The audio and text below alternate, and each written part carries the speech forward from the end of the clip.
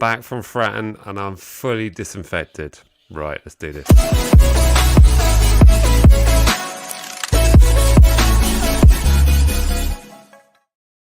Alright, hello and welcome to the Match Day Frogs YouTube channel. As always, please remember to smash that like button, hit subscribe, because it really does make a difference to the channel.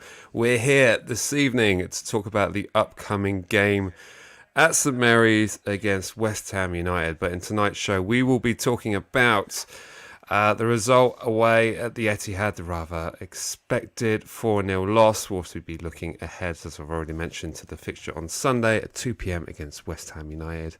We'll also be reflecting on the news that's come out of St Mary's in regards to Joe Shields, looking like he's going to be moving on to a senior recruitment role in Chelsea Football Club. We'll be have plenty of discussion on that, and also whether or not we believe anyone could be possible short than Phil Foden. We'll also be looking ahead where some of these season ticket holders, where they've had their season tickets moved. If anyone's in the chat section who's been moved, it'd be great to hear from you. But I'm conscious to know whether or not it's going to actually change the atmosphere in the Itchy North, but we shall see. We're here this evening, sponsored proudly by the good fellows over at matchdayfrogs.com. Please be sure to go to there, show support, pick up some swag, and get involved. And before anyone asks, you can't send this one straight to Ralph. Okay, you have to. We haven't got his address, so. I mean, if you do, I mean, be pretty funny. Be pretty funny. But he's still in the realm. Let's start off. Firstly, I'm going to ask Jack how he is, but I know how he is. He's feeling a little bit under the weather. And so... Just the thought of going to Fratton Park made me feel sick. And not in a I'm scared way, just like, oh, God. Run down. So, yeah, I've had a mean cold this week, so the voice is barely working. And I want to die. But at least I support Southampton. No surrender. Yeah, exactly. It could be worse.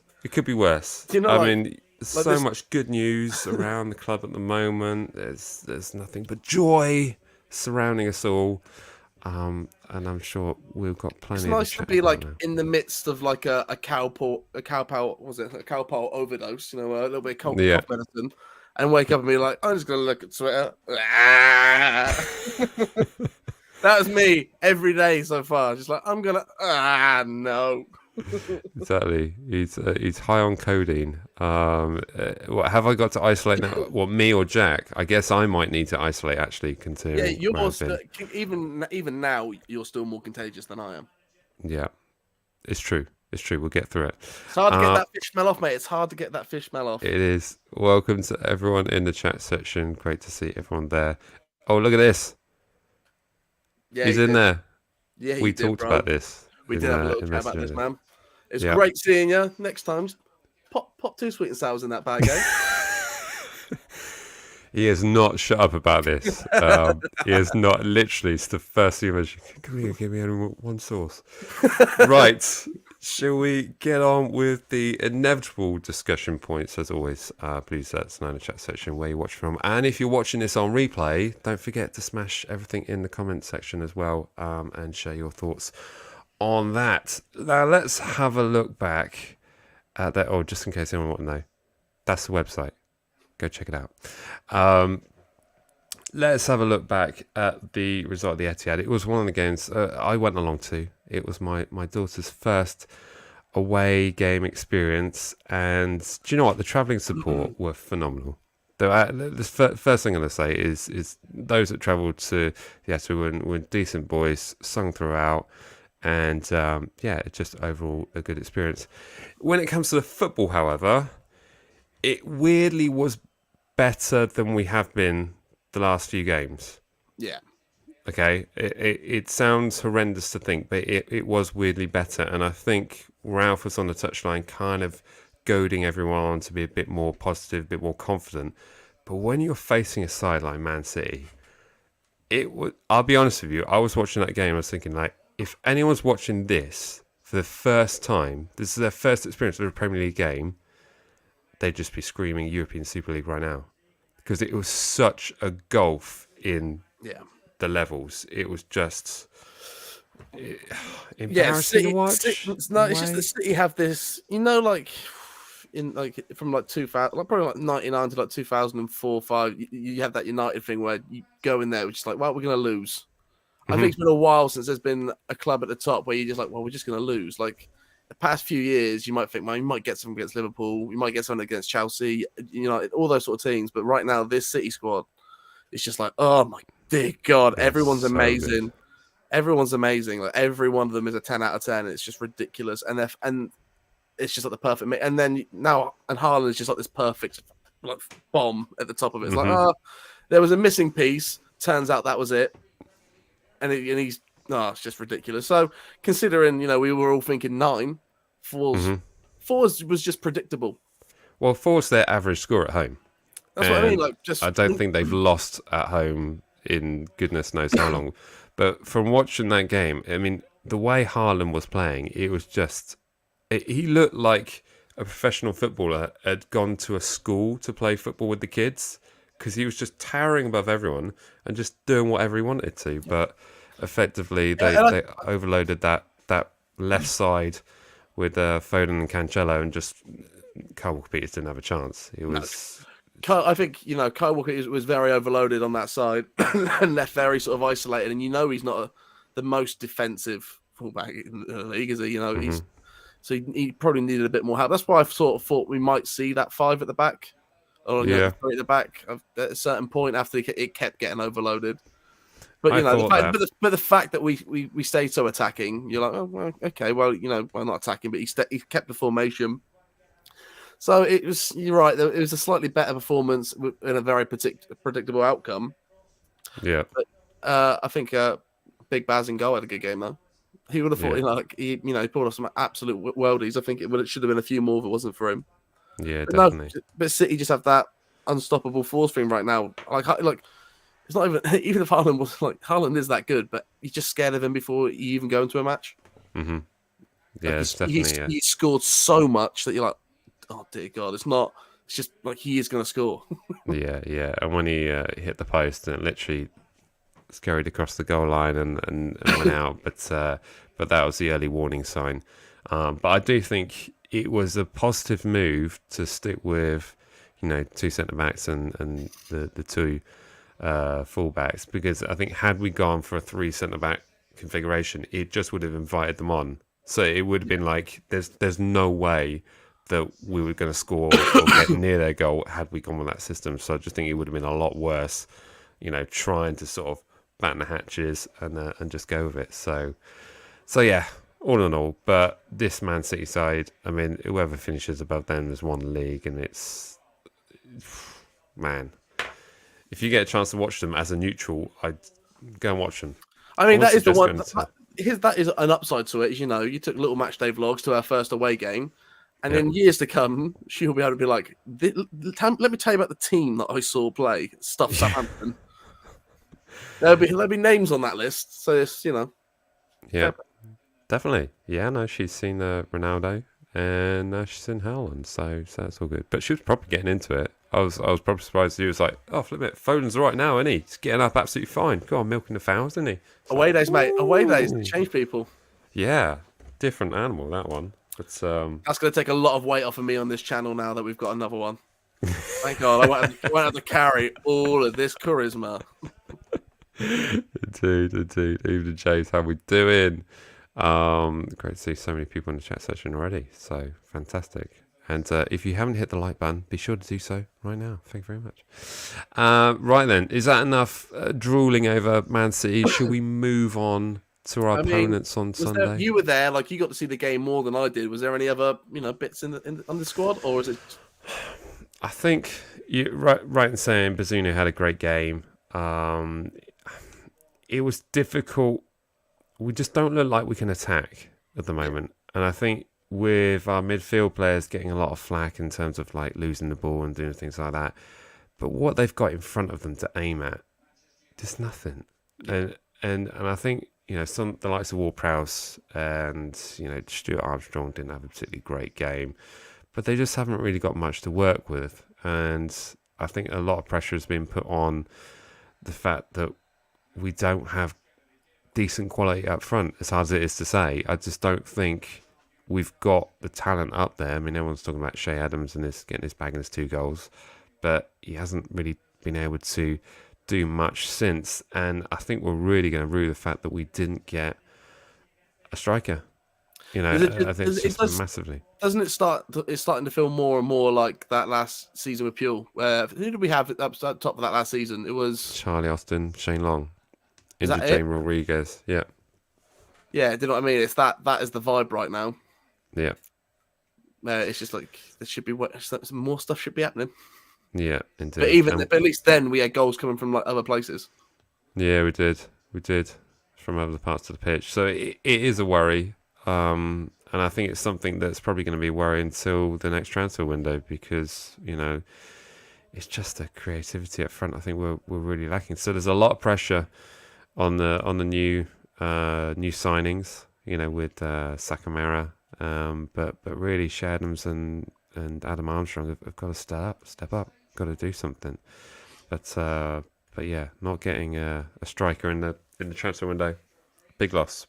We didn't replace. We should have done that. No. Should have done that.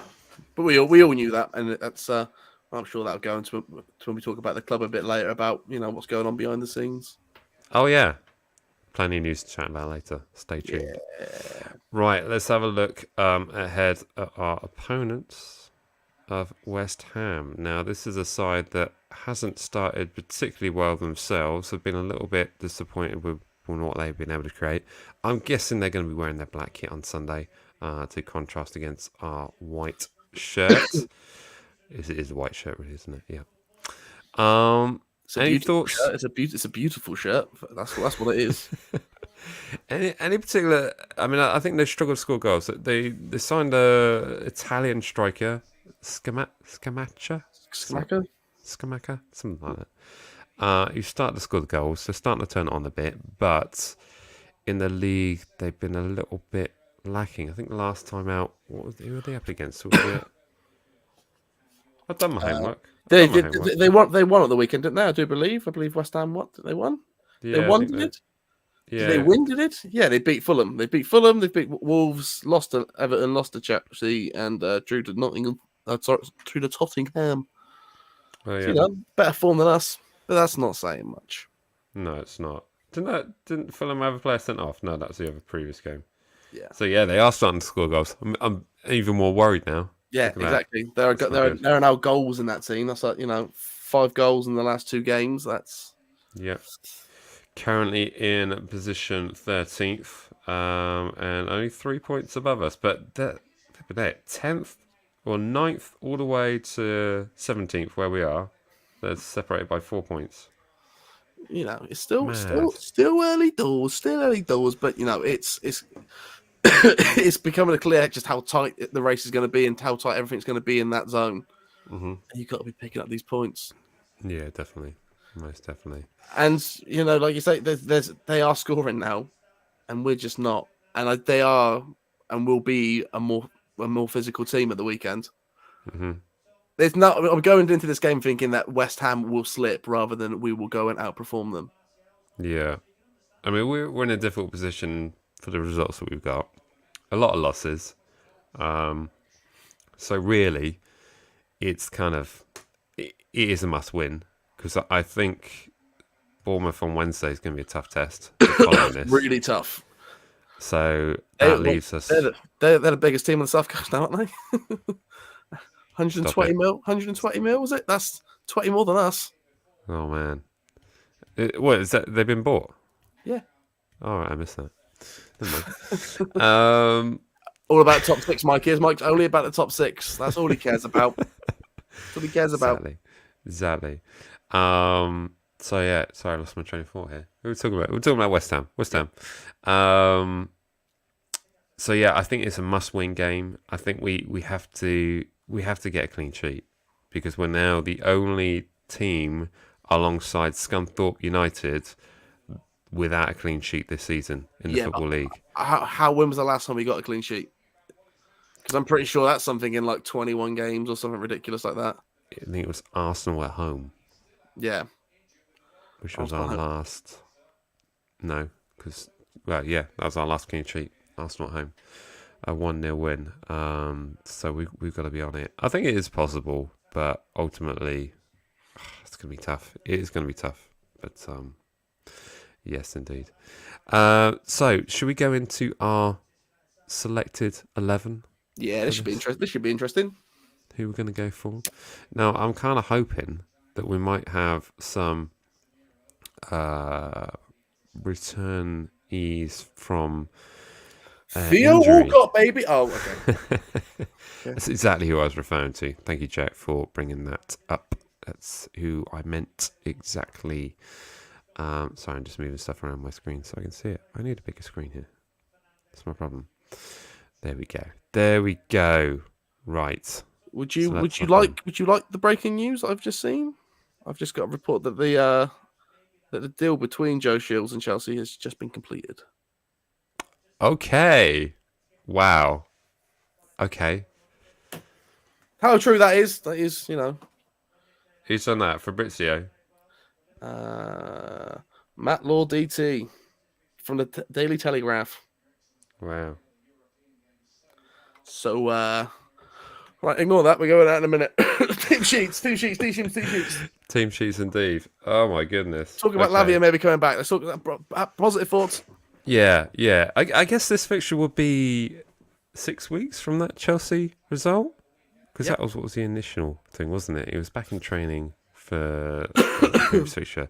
So are we going to go with that? And always in the chat section, let us know what you think the starting 11 is going to be, and we'll refer back to them.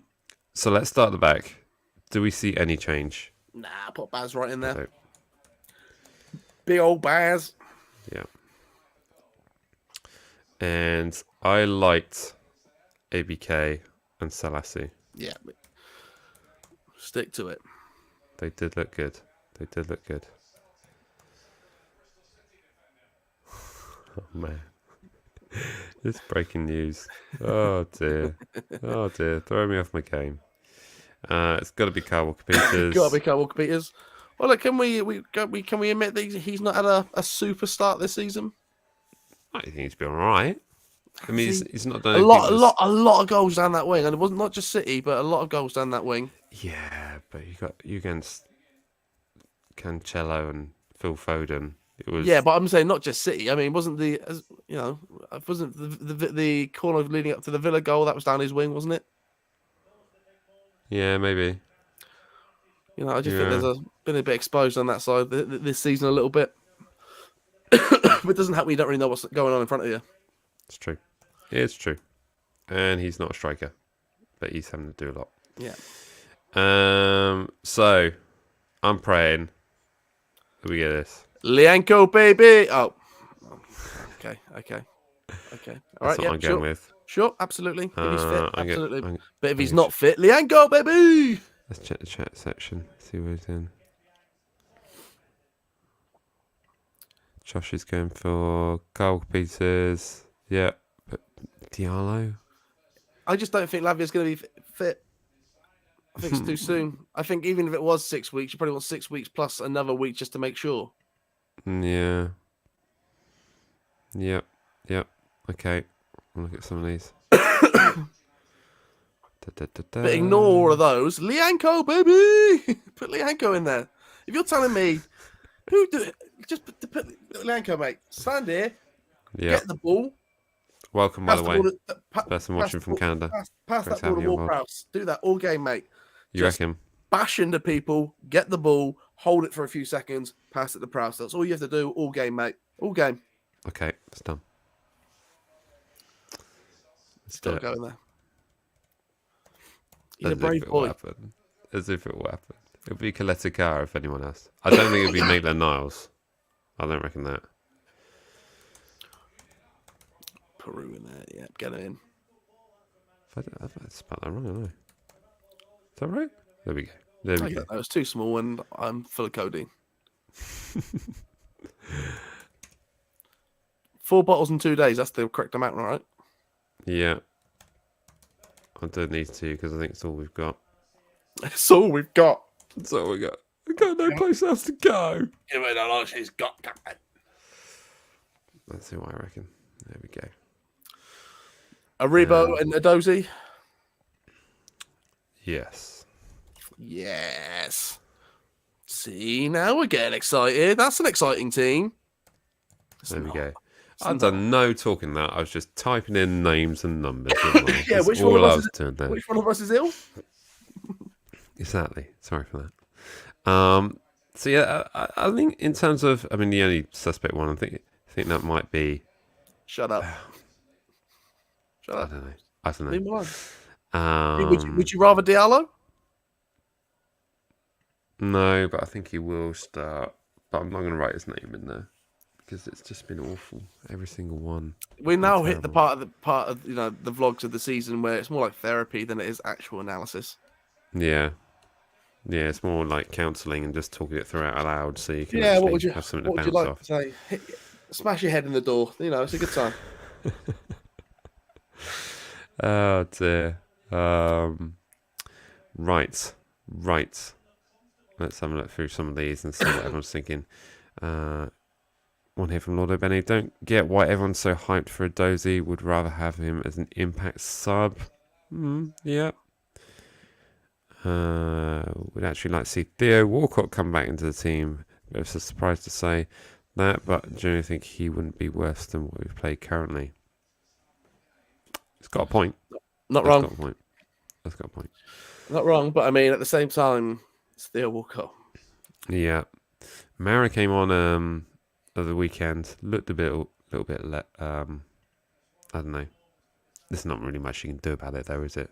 But, he was brought in as a fourth choice striker this summer, and now he's being like, he's number 2. Yeah, it's just asking a lot for him. Yes, indeed. Well, I think that probably might be what we would see. But there's every possibility that you could see Stu Armstrong or Elianusi hasn't been particularly great, but of course that would leave options open on this side, whether or not we'd see Gineppo. Gineppo got subbed on, and actually we started to play quite well towards the end of that City game, but it was more to do with the fact that Pep had subbed off everyone and had gone, 4-0 up, let's just play some academy players, and then it became kind of even. So, but there we go. Awesome. Yeah. Are we happy with that? I'm somewhat happy. I think everyone's just itching to talk about the elephant in the room, which is the Sam Shield thing. So we'll move on to that. Should we do our score predictions though? I guess so. Out of the way. We ought to get that out of the way. Let's do some score predictions. It's your turn to go first this week, I do believe. My turn to go first. Oh my goodness. Right. This is the section of the show where we're going to audaciously give our score predictions for Sunday's game against West Ham United, 2 p.m. kickoff. Be sure to stick in your score prediction in the chat section or in the comment section if you're watching this on replay. Now, for me, I really want us to get a clean sheet. Mm-hmm. But we're not, so carry on. Really want us to get a clean sheet. So I just think if we're going to get this done on Sunday, 1-0 Saints. Nice. It's a home game against West Ham. We've scored 3 against previously, but we're not scoring a lot at the moment. So I think we're going to win this in a way that England win in the international competitions. By just don't concede. Do not concede. So there we go. How exciting is that? It's my 1-0. At this point, I will put this up. Yeah, I get you. This is where we are, right? You can get demonetized. Start bang on that melody. What are you going with, Jack? Come on. 3-0 Southampton. Woo! Let's go for it! Yeah! Woo! I love it. You going for it? Seriously? Yeah! 3-0 Southampton. I'm going to have a few thatchers before the game and a pie. It's going to be great. Love it. It's going in there. Going in. Do you know why? I've locked it in. This is why, right? All of my cousins who go to the games So on the opposite side of the stadium. They're all currently in Florida, in Disneyland, having a very nice time, sending me lots and lots of pictures of them going around all these fun places whilst I'm here with a cold. And in spite of anything else, I want Southampton to have their best game of the season whilst they're away. Cool. Love it. Absolutely love it. And why wouldn't you? I'm very selfish,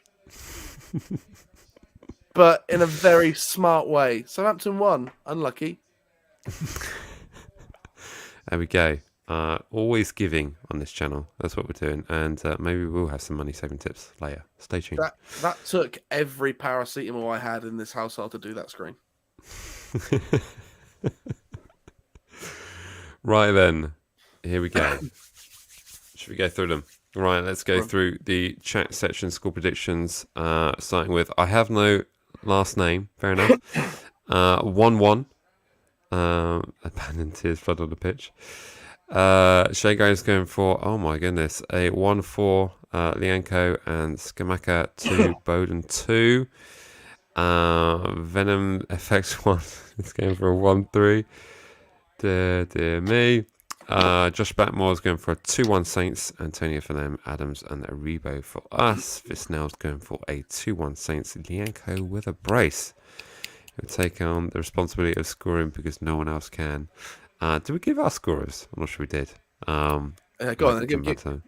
I'm going to go with ABK for mine because he wants it. He wants it. Driving forward, We all want smashes it in. Yeah, that's what I'm going to go with. Mark Richards, member of the channel, thank you so much for the support. It's going for 2-1 Saints, Aribo and James Ward-Prowse. Chris Willis is going for a 2-2. And I'm not going to do it. I'm not. I caught that one. I caught it. But this person, Mr. King, is going for a 2-0. Mike, I personally know Juan, and I'm somewhat offended. He's had a lot of bullying his entire life, and for you to just dismiss it as a joke. I'm sorry, Juan. Gaster 3 is going for 5-1 Saints, but we don't keep clean sheets. If it's 5-1, I'd be happy that we didn't get a clean sheet. Just saying. It's fine. Scunthorpe can have it. No problem. He's saying hello from Argentina. You're not going to get me with that. That's 2 hours. Isaac Shaw, member of the channel, thank you so much for the support. It's going for a 3-0 loss. Get Hasenhüttl. Get out Hasenhüttl. I'm sick of this rubbish. If he has any dignity left and a brain, he will leave. Not mixing your words there. I tell you what, it was quite uncomfortable full time when he came over to clap the away support. He was like this, and it's like met with. That's what happens when you don't clap the away fans after losses for almost 2 seasons. Yeah, it's true. Would you rather lose this one game and get a decent manager for the rest of the season, or win and keep Ralph for another year because we won against a European team? Interesting. I mean, I'm of the opinion right now that Ralph is gone. Yeah, I'd rather. And we are living in the twilight zone, and whether we win or lose, he's gone. Yeah. So let's get the win. Although there's a part of me that thinks he'd be there for the Bournemouth game too, because it's just like it's hard to lose a manager on a Sunday, play a game on a Wednesday. It's congested. Yeah. Yeah, I would generally agree with you on that. Depending on how bad it goes on Sunday. Keys, member of the channel, thanks for the support. It's going for a 4-1 Saints. Feeling great. Oh yeah. Let's see. Not proud of this one, but I'm going 2-0 West Ham. They're improving, and Ralph sadly needs to go. Stuart Clark, sorry lads. It's going to be a 3-1 win to West Ham. Oh my goodness. Yeah. Not good. I think that's it.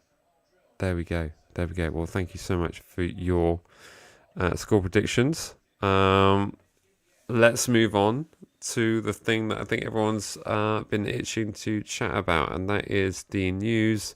I need to change the title because I should I show you what I had? I had Joe Shields to leave, and now he has actually left. Now, Joe came to us from Manchester City. were part of the youth academy, and for recruitment for Southampton FC. And after only being here a matter of months, maybe even weeks, 4 months is it? 4 months, he's gone. He has gone. He's been approached by Chelsea Football Club, and Chelsea, this stinks a little bit because of the way it's happened, and I think he hasn't adorned himself in glory, has he, in terms of what he's done. But I just want everyone to just chill out for a sec. Now, hear me out on this. With the exception of Armel Bella-Kotchap, the only players he's got are all from Man City, aren't they? Yeah. So if you've been an integral part of a club, you know everyone and how good they are, you're going to look really good when you go to another club and you just buy all of their players. Okay? So in terms of how big of a loss this is, I don't doubt this is a big blow because he's clearly got talent. But how much of a blow it is, I just think we might be blowing this out of proportion. I think it's... We are Southampton. We've been here many, many a time, and we've come out okay. It hurts every time it happens when a big club comes in and steals a talent. But I just think this one, with the exception of Bella-Kotchap, they're all Man City players, which you would have had plenty of time to research and know about. So maybe we just need to be... I don't think it's so much about him going. I mean, it's at the front of things. Yeah, he's going. That's annoying. The way it's happened, a bit snaky. But in reality, the reality of it is, he had a great job at Southampton, and he's been offered the same job at Chelsea. Yeah, I mean, like and it's not a player, so it's not like it's transfer fees or anything like that. It's a normal behind the scenes job. So it's like, well, you're going to do that, aren't you? If you get offered a job with more money, at a bigger, better company, you're going to take it. Yeah. So that is what it is. I think it's just more reeks about, you've got Joe Shields leaving. You've had two of the coaching staff that you got in the beginning of the summer. They're gone. You weren't finishing up deals that you said that you're going to be finishing up. The manager is in a really rough patch, and the board don't seem to be making any decisions about that anytime soon. Mm-hmm. I think it just reeks. It's just like, what is going on behind the scenes. I think after the fan forum, I think a lot of people are a bit like, don't really like. Okay, Semmers has got the new owners in, but what's he up to? Is he where we want things? I didn't really. I've quite liked what Simmons has done for us and where we've been. Mm-hmm. I like the Sports Republic model. I like what we're going towards. I like what we were doing. It's now just been jammed up a little bit. But I think that's more from what I can see from the outburst of where everyone's upset is it's the mixture of everything behind the scenes, and this just seems to be a real sort of final straw because we were sort of shining a light on how good this was from us. Look at how smart we are. We're doing this great thing with these young players. Yeah. But the other thing is, on the flip side of that, there's a lot of those, a lot of the fan base complaining that we have only bought young players and we have, bought academy players. It's like, well, that was the guy that did that, and he's gone now. So you never know. The next guy might be like, yeah, we're going to do that, but this guy's had a few games. Yeah. No, it's true. I mean, just want to refer to the comment there. Someone saying about Mara, but he's not really set the stadium alight yet. Maybe given time, but also these players that he's acquired to be at Southampton Football Club have left Manchester City because they weren't getting game time. So the idea that suddenly they're going to then move straight on to Chelsea Football Club anytime soon, I don't think that's going to happen. And plus, some of them are on like 4 or 5 year deals. So the deals that were done for them were very smart deals that were put in place. So yes, it is a blow. Yes, it is disappointing. It can't away in pieces, although we had Vic was very rusty. But it happens. We've been here before. I just think everyone just needs to chill out and just calm down. I think our biggest problem at the moment is leadership from the top. So if we just come out of a summer where we spent close to 100 million quid on new players, on very talented players, on decent deals for us. So all it needs now is someone in a position that can coach those players and get them doing what they need to be doing on the pitch. But yeah, that's my thoughts anyway. I think this season has been a real good point to what a roller coaster of supporting Southampton is. Mm-hmm. Like it's straight out the back transfer window. This is fun. Look at these great players. We've missed out on one. Season starts awful. Beat Chelsea. Dip in form again. It's just. Yeah. Lavia, what a good signing. Bella Kotcher, it's just. Yeah. It's the ultimate Southampton season so far, and something's got to click because it's so up or down at this point now. We either figure this out and get a decent run, or we prove a few pundits right. I still think we got plenty of talent in this squad that should be able to turn it around. There's loads of like this. It should be doing more than what it is. Yeah. My worry is that we come out of games that we could be getting something from with nothing. And if we continue to do that, then writing's on the wall for us. It really is. So it's just a case of, when we have a team that's, no disrespect to them, but the way that, and even they will say that the way Wolves played, the way Aston Villa played, the way even Everton played, we had opportunities to win those games. There's 3 games there that we could have won if we were on the mark on our day, and sadly we weren't. I think we're perhaps putting a bit too much reliance on injured players. I mean, we talk constantly about Lavia, but if you're relying on a defensive midfield player who's only 18 years old, then you've got something seriously wrong with the rest here, really, because there are going to be parts of the season where players are going to get injured, and we just can't simply stop playing football during those times. It's just not a thing you can do when you're Premier League. No. Indeed.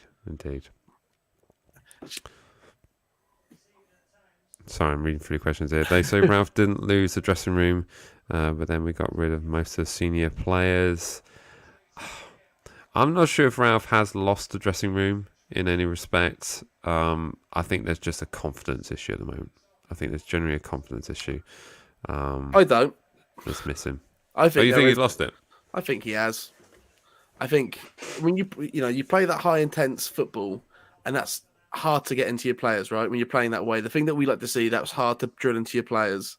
Yeah. And they started doing that, and they were playing so well. And then when they finally do what you do, and then you just give up on that tactic because it ceases to work, and you don't energize them again. They're gonna lose faith. You're like, wow, we worked so hard to get this right and do this for you. Mm-hmm. And now we're not doing this, and we'll do something else, and there's no communication, which we know there isn't any communication. So, is there a dressing room to lose if you don't speak? And then you see him on the weekend screaming and shouting and hollering again, and you're like, okay, right, well, you're screaming and shouting and hollering again, but last week it was hands on your hips. Yeah. Yeah. I don't think any particular manager these days. I mean, managers that don't speak. Like, for instance, when Mark Hughes was at the club, everyone said that he was very shy and didn't speak a lot to the players before. So I don't think it's an uncommon thing for a manager. I don't think it's quiet with players. I don't think it's throwing out their not throwing their toys out the pram like a United would do or something like that. Mm-hmm. I think they're a good squad, but a good bunch of players that are just fed up with this, just nothing happening. Mm. And the tactics just are all over the place. Formations are over the place. There's not a cohesive squad. There's players there that could work together, and the combinations are just never right. Yeah. It's it is difficult to watch, and I think also I alluded to it earlier, the fact that you don't have a lot of options up top. It kind of just making the rest of it look pretty stale when we're trying to get out. Our defense, weirdly, it's been okay in the centre back positions. I don't think we can be too upset about from what we saw from Salasu and Bella Kopchak, but we're conceding loads of goals. And incidentally, in that green kit, we seem to just concede 4 goals. It's going to be we're going to concede 4 today kit if it carries on like this. But hey, we beat Chelsea when I wore that top, so. Only when Jack wears it. Only when I wear it. Indeed, indeed. But that pretty much concludes the Joe Shields has gone. I believe Southampton are going to get some kind of insane package for this. He'll be on gardening leave, so effectively he won't be involved in goings on, but he has to sort of serve out a contracted period, I would guess. But effectively, he's gone now, I think, in respect that he won't be back in the club. It was heard that he wasn't even welcome back. Yeah, he was asked not to come to Staplewood today. Yeah, but just by the way he's handled that, I think it's not good. And obviously, someone definitely like leaked that Lavia information, like in regards to like Chelsea coming in for like 50 million quid for him on deadline day. Well, I've also just seen in the same article that says he is gone that Chelsea never made a 50 million deadline day bid for Lavia. Wow. I think it was always a little bit of a move towards Joe Shields and just them saying that we like what they are doing over there. So, yet another twist in the turn in the tail. Oh my word! Oh my word! It is jolly. It's kind of one of those things. What if they took Joe Shields but they gave us Brozier? Yeah, that's a fair deal. He's just got his first goal for Chelsea. I'll take him now. He's a proven goal scorer. Yeah, he's only an academy player. I'm sure we'll be able to do it outside transfer window. Should be absolutely fine. Absolutely fine. They'll fire him, free agent him, and we'll just pick him up. Yeah, that'd be good. That would be good. But are you massively worried about this, Jack? Is this something that you think? Because I just don't think it's. Yes, it is a big deal, but there are bigger things we need to be worrying about right now. Here's the thing, right? There are bigger things to be worried about. What this makes me hope is that, Sport Republic, Rasmus just goes, right, everybody calm down. I'm just going to run this for a few beats. Mm-hmm. Let's just get this all in order and let's just make some statements. This has all gone a bit haywire. Things are looking a bit frayed. What's going on here? We had a plan. Right. Let's put some band-aids on this and let's get things sorted again. So, just take some, even if somebody does come in again, I hope it's something that, they're going to go somewhere big, just sort it out. As long as they sort it out, we're going to be fine. We are going to be fine. Everyone needs to chill. It's going to be okay. It's going to be okay. It's going to be I trust Rasmus more than I trust Martin. So come on. Yes, indeed. Indeed. Is there anything else been going on in the world of football that we should be talking about? We've done the Joe Shields gone thing. It's done. It's done. What else is there to talk about? Don't know. I've sort of hidden away from football over the weekend like it was a long weekend. A long weekend. Mo Salah scoring was it the fastest Champions League hat-trick last night? 7-1 victory over Rangers. Yeah, I will say, Andy in the shop came in today. Did you see Salah last night scored the fastest hat-trick? And I was like, was it 3 in 3 minutes? It wasn't the fastest then, was it? Wasn't the fastest. Yeah. No, but, indeed. It's good job, Salah, scoring. Let's do it some more, I reckon. Your team needs it. Yeah, absolutely. Because they're on a bit of a slide. Indeed. Have we had any more news about these screens going up at St Mary's? They were meant to be going in Block 1, but obviously everybody's had to move from there just because it's full of water. And and the screen doesn't float, and there's a problem with the no ketchup sachets in the chapel end. The power cable that's come with the screens is European, and they don't have an extension cord. Yeah, they're out of stock. It's reasonable stuff. They've got to use halogen light bulbs. They're on special order coming from Japan. I don't know. It's just reasons. This is also how Ralph talks in the board meetings now. Like, why are you playing like that? There's water in the still. I don't know what that means, but there. Oh dear. Come here from VCTC. Number one priority is staying in the Premier League, and I would agree. Generally, Generally is that. I think a lot of Saints fans get very upset when they say that shouldn't be the basic standard. But I think if we see decent quality football and decent what's on the pitch, then we'll be less worried about the fact that that is ultimately the goal. It's the fact that that is ultimately the goal, and we're seeing this dross at the moment. That is our problem. So there we go. Any news on the Brentford game? Postponed until the new year. That one will be played out midweek, sometime in January, February. I would guess. That would make sense. It would indeed. Well, we are going to be trawling Twitter to see what we can see for the rest of it. But I think Steve's put it quite poetically there. The goal for Sunday is to win at all costs, win ugly, scrappy 1-0 win is what I'm going for with an Armel Bella Cop Chat goal. Who's your 3 going for? Who are your 3? Shea hat-trick. I was going to say a hat-trick, actually. Oh, man, that codeine. Kick it in.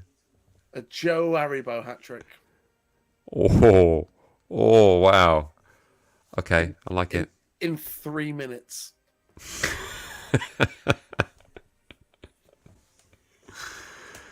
There we go.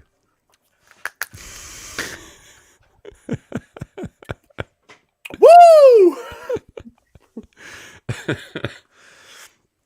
So I'm going for a 1-0. I'm a Bogart chat, and Jack's going for a 3-0, 3-minute hat trick from Harry Bow. So fantastic. And it'll be when he comes on as a substitute in the 87th minute. Impressive. Impact player. Thank you, guys. This has been my TED Talk. We'll give the analysis of the forecast later with actual workings out, but that's how it's definitely going to work. So there we go. Absolutely. Fantastic. Indeed. Well, it's been a bit of a short one tonight because Jack is nursing a cold, so I didn't want to have him rinsed out on this stream too long. So and also I'm a bit tired, if I'm honest. But we will, of course, be there on Sunday to support the lads. We're hoping for a win and a first clean sheet of the season.